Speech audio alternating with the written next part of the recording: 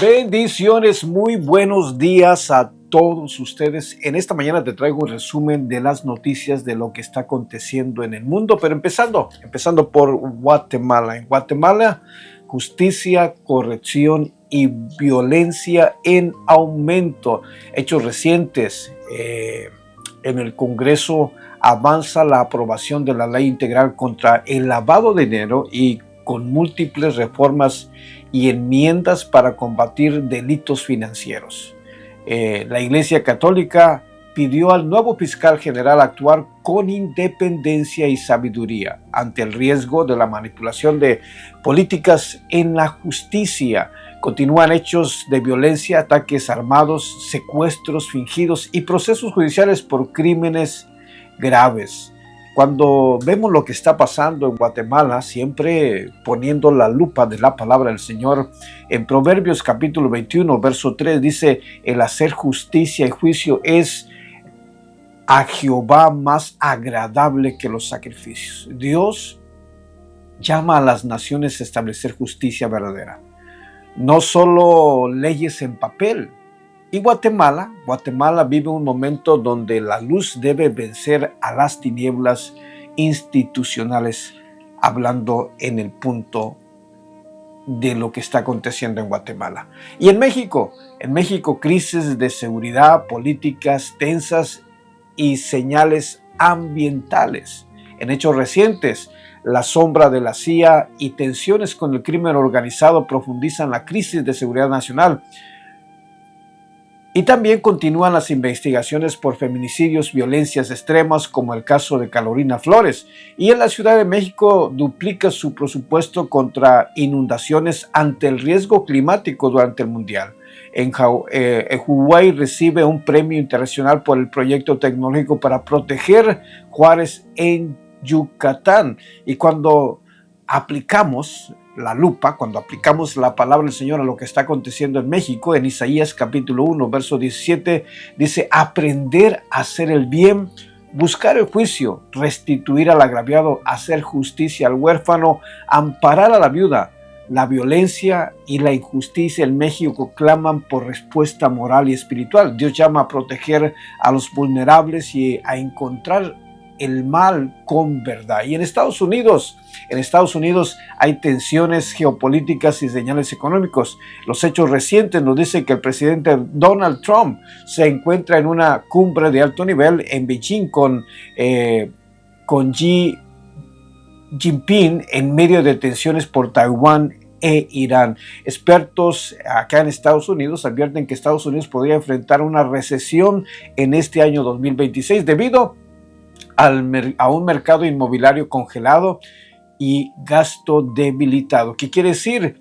Que no está habiendo gente que compre casas y bueno, lo que está sucediendo es algo con inflaciones que están yéndose muy por encima del presupuesto que el pueblo gana, por supuesto, y hay cosas que se están tensionando. Los precios de la gasolina en aumento constante, los comestibles también en aumento constantes, y debido a esto es que los expertos están advirtiendo que podríamos enfrentar una recesión acá en Estados Unidos en este año 2026. Y un barco fue secuestrado cerca de Emiratos Árabes y llevado hacia aguas iraníes, aumentando la tensión global. Cuando nosotros vemos lo que está aconteciendo en Estados Unidos, en Mateo 24:6 dice: oiréis de guerras, rumores de guerras, pero no os alarméis, aún no es el fin. Las tensiones internacionales recuerdan que el mundo vive en una inestabilidad, pero Cristo, aquí es donde está la palabra del Señor. Cristo nos llama a no tener temor, sino a mantenernos firmes en lo que está aconteciendo. Y de Estados Unidos vamos a lo que está aconteciendo en el mundo. En el mundo hay conflictos, hay crisis climáticas, hay movimientos geopolíticos. Y en hechos recientes, Rusia lanzó más de 800 drones contra Ucrania en un solo día, dejando por supuesto muertos y heridos. La primera ministra de Letonia renuncia, provocando la caída del gobierno. En Europa enfrenta un niño extremadamente fuerte, estamos hablando de cuestiones climáticas con riesgos muy severos de lo que está pasando en lo que es el clima. 250 peregrinos se reunieron en Fátima para la misa anual. Cuando nosotros vemos todo esto a la luz de la palabra, por supuesto, la escritura nos enseña en Romanos capítulo 8, verso 22, que la creación gime a una. Y